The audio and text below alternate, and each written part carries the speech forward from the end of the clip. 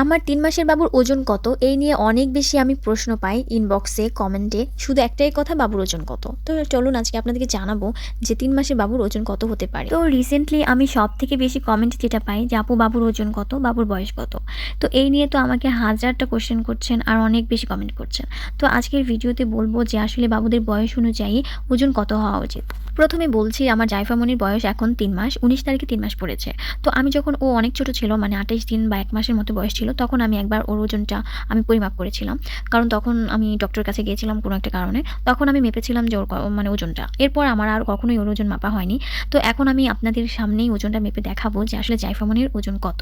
৩ মাস চলতেছে। তো ৩ মাসে একটা বাচ্চার ওজন কতটুকু হওয়া উচিত সেটা সম্পর্কে কিন্তু আমাদের আগে জানতে হবে। ও আচ্ছা, অনেক নতুন মায়েরা আছেন যারা আমাকে ইনবক্সে বলছেন, "আপু আমার বাবু হওয়ার পর এখন তো শুকিয়ে যাচ্ছে। কেন শুকাচ্ছে? এখন তো ওজন কমে যাচ্ছে।"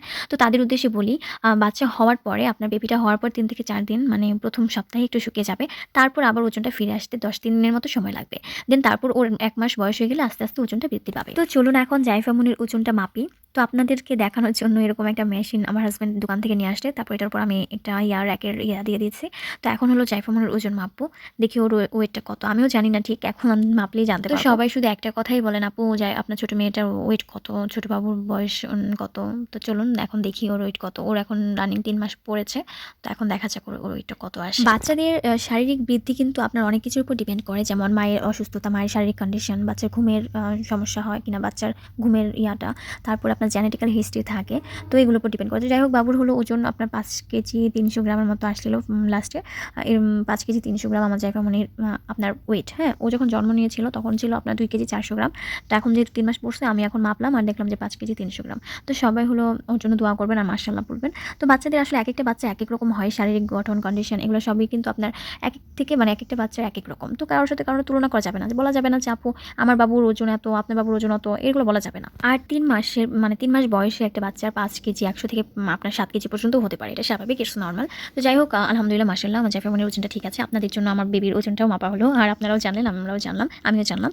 তো তারপর দেখেন আমার মেয়েটা, বড় মেয়েটা কেমন দুষ্টামি করে। তো সবার কাছে একটা কথা বলি, বাচ্চাদের যত্ন নিবেন, ভালোভাবে ফিডিং করাবেন। এগুলোর উপরে বাচ্চার অনেকটা শারীরিক কন্ডিশন ডিপেন্ড করে, ঠিক আছে? তো দেখেন কত কষ্ট করি আপনাদের জন্য মানে এই ভিডিও দেওয়ার জন্য। এই যে এত রাত্রে শীতের মধ্যে আমার হাসব্যান্ড বাহিরে গিয়ে দোকান থেকে এই মেশিনটা আনছে, তারপর বেবিকে এভাবে শুয়াইয়ে তারপর আপনাদের কিন্তু ভিডিও দিলাম।